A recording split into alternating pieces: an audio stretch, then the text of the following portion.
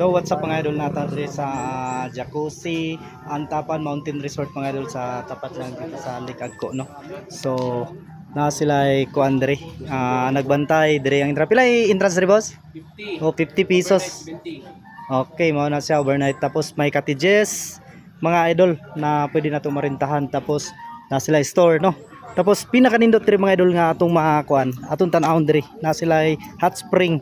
So sa 70 pesos mo overnight, daghan kay tag mga cottages kaya pon diri mga idol. Then pababa ta diri ato makita na diri ang ilang pool mga idol. Na diri ilang steam nakabutang mga idol, no. Tapos ayan kita nyo may maliguan na maganda siya. Maliit lang siya mga idol, pero may na gano. Tapos yung steam dito, ayan no, umuusok siya mga idol.